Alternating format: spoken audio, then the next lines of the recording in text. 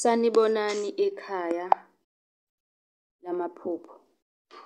Uma umusha sicela usubscribe kule channel ukuze ngokulandelayo izosheshe ifinyelele kuwena ividiyo. Osibuzile lapha kwi-comment usibuze ngokuphupha isitimela. Ukuthi isitimela uma sisephusheni okanye nawe usibona okanye siyadlula sidlula ngomzila, lokho-ke kubika ukuthini? Uma unombuzo uyakwazi ukuthi usiWhatsApp kwinombolo ebhaliwe. Ikhona incwadi yamaphupho, ikhona insipho yobulongo 100 Rand eyasiza ukugeza idlozi, uvule inhlahla, uthandeke, uthole umsebenzi. Kuningi nje esiza ngakho namanye-ke ama-products. Mina ngizobe sengizwa ngawe ukuthi ikuphi okudingayo bese uyangi-WhatsApp kwinamba ebhaliwe. Ake singene kulolu daba lesitimela.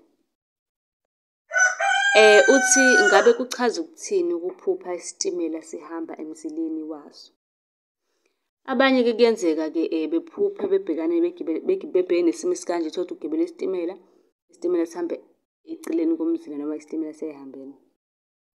Kahle kahle-ke uma unephupho lesitimela njengoba ngisho, kumele ubheke isimo ukuthi lelo phupho likusiphi isimo. Ngabe wena ujabulile, ngabe kunenjabulo? Isitimela-ke futhi singasho ibhokisi lomngcwabo.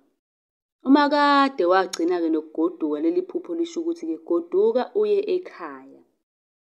Umzila uyindlela eya ekhaya, njengoba ngisho ukuthi umzila, isitimela lihamba emzileni kusho ukuthi umzingela, umzila uyindlela eya ekhaya. Ngokwedlozi lesitimela kahle kahle nguwena. Nguwena kahle kahle osuke kumele uhambe uye ekhaya. Uhamba ngomzila wedlozi kahle kahle. Abanye kuyenzeka uthole ukuthi uyahamba uyothwasa. Leli phupho, ukuphupha isitimela-ke siphuma kujantshi. Kungachaza ukuthi uzobhedelwa izinto uma uqhubeka ngendlela ohamba ngayo noma owenza ngayo izinto. Kwesinye isikhathi kusuke kuwukuthi-ke idlozi liyakuxwayisa. Njengoba isitimela siphumela endleleni nje siya eceleni, idlozi lisuke likuxwayisa lapho ukuthi hheyi, lungisa izindlela zakho, kukhona okungahambi kahle. Uma-ke nawe unombuzo usungasibuza kwi-comment. Ngicela futhi usubscribe ukuze ividiyo uma ngiphosta elandelayo isheshe ingene kuwena i-notification.